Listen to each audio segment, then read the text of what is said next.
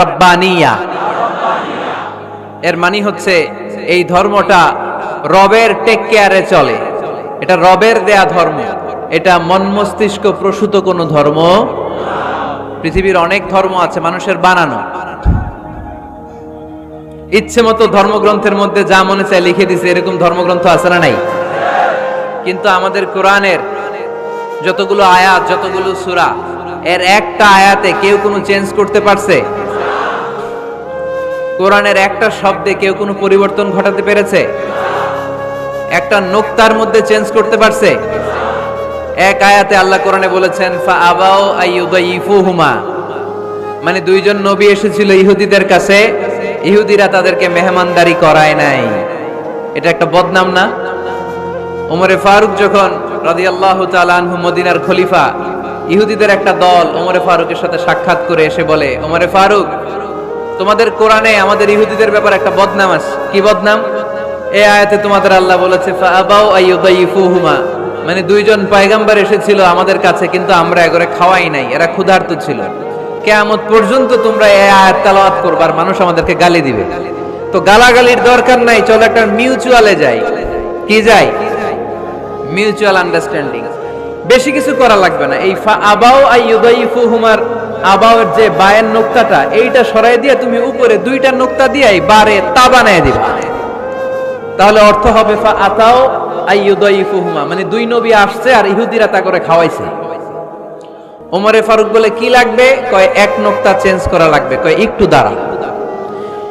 এরা তো মহা খুশি, আজকে আমাদের মিশন কমপ্লিট। ওমরে ফারুক ঘরের ভিতরে ঢুইকা একটা তলোয়ার নিয়ে আসছে, কয় কার কার লাগবে এদিকে আয়।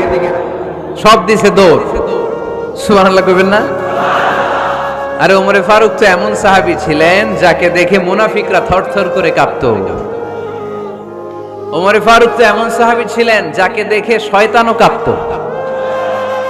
বিশ্বনবী বলতেন, উমর, মা সালাকা শাইতানু সালিকান ফাজ্জান ইল্লা সালাকা ফাজ্জান গায়রা ফাজ্জিক। ওমর, ইবলিস শয়তান যদি তোমারে কোনো রাস্তা দিয়ে আসতে দেখে, ইবলিস ওই রাস্তা থুইয়া অন্য রাস্তা দিয়ে চলে। আমাদের দেশে আমাদের ছেলেমেয়েরা যখন খেতে চায় না, আমরা বলি আম্মু তাড়াতাড়ি খাও, ভাল্লুক আসবে, বাঘ আসবে, বিড়াল আসবে, বলি না? আপনাদের বান্টিতে কি বলেন? আপনার ছোট্ট মেয়েটা রাতের খাবার খেতে চায় না, খাবার নিয়ে পিছে পিছে দৌড়াইতেছেন, মা খাও, কি আসবে বলেন? বিলাই। আর কি বলেন?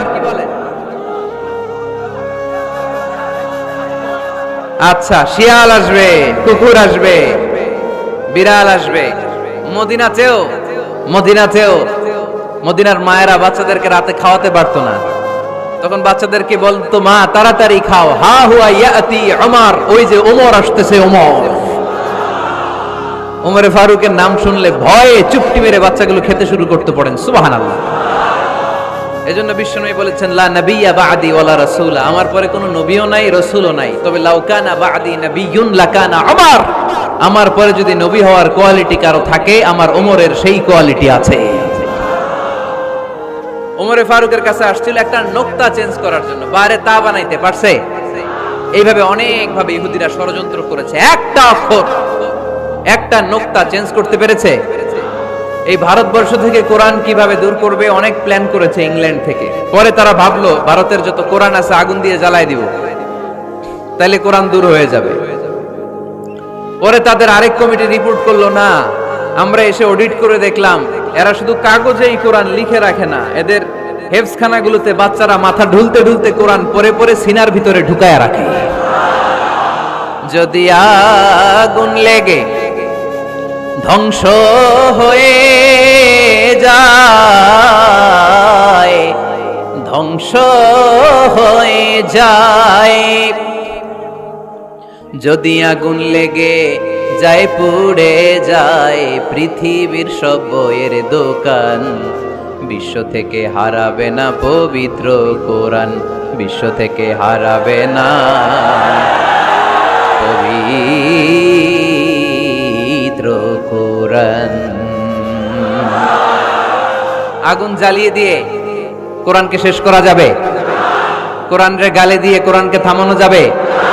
কোরআনের মাহফিল বন্ধ করে কোরআনের আওয়াজকে স্তব্ধ করা যাবে?